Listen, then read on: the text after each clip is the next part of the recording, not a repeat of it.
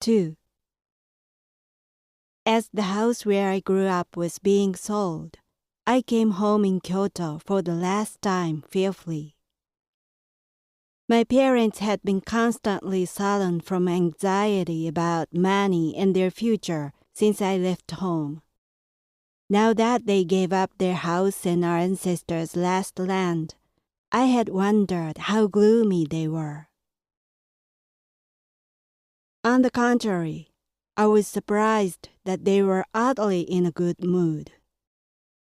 They seemed at ease as if a great weight had been lifted from their shoulders. I hadn't seen them like this for a long time.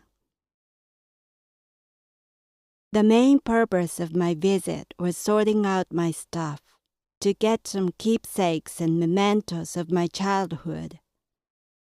I entered my room for the first time in decades.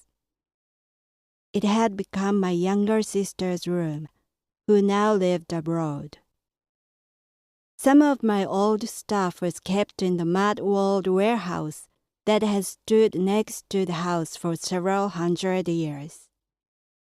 This ancient two-story warehouse that my ancestors used generation after generation was also going to be torn down along with the house. The last time I got in there was probably with my late grandfather when I was a child. So this was the first time I got in as a grown-up, and also the last. I found my first stuffed animal downstairs there, and was about to get out with it when my father told me to go upstairs with him. I climbed the steep wooden ladder to the second floor that was more like an attic. It had a small skylight on the plaster wall and tons of dust all around. On the wooden shelves along the wall were an antique balance and bronze weights that used to belong exclusively to a landowner during the Japanese feudal times. There were also numerous coated plates, bowls, and trays with legs that my ancestors used for banquets. On the entire floor were Japanese traditional huge oblong treasure chests called nagamochi. That size was about 2 coffins. They had sat there, keeping my ancestors' valuables all through the times of wars and my family's decline. My father once saw many swords inside one of them and wanted to show them to me. I was keyed up about unveiling what my ancestors had inherited for so many generations. We opened dust-covered chests one by one, but every chest contained the same thing: futon. So many old musty futons appeared from chest after chest. They must have been expensive in the old days, and my ancestors stored them for the house guests. Everything in the warehouse told how prosperous our family used to be and how low we have gotten now. It was funny, though, that what our family had inherited and preserved to pass on to the next generation for years were mostly futons.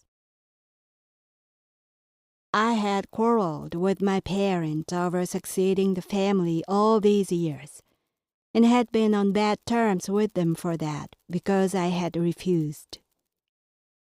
Many ancestors of mine gave in to unwanted marriages or sacrificed their life to succeed the family.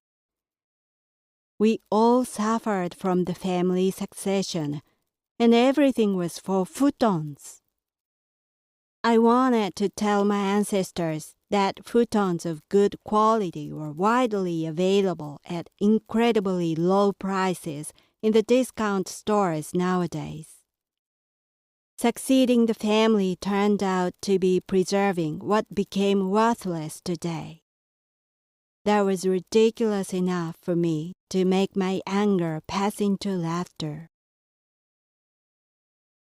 At the very back of the warehouse was one chest, that hasn't been opened for who knows how many years. It was practically impossible to open it, as other big chests were stacked up over it. Nobody had an idea what was inside. I strongly hoped that weren't futons, although it was quite likely.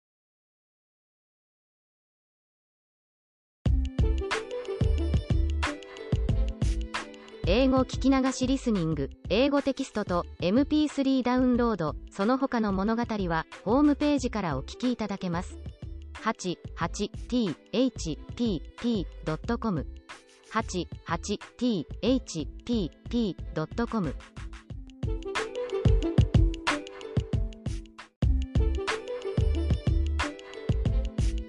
英語聞き流しリスニング、英語テキストと MP3 ダウンロード、その他の物語はホームページからお聞きいただけます。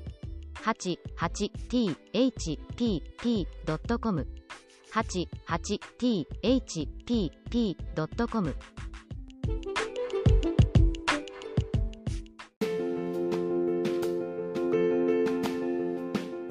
Audiobook, The Family in Kyoto, One Japanese Girl Got Freedom by Hidemi Woods on sale at online stores or apps. Apple Books, Google Play, Audible, 43 available distributors in total.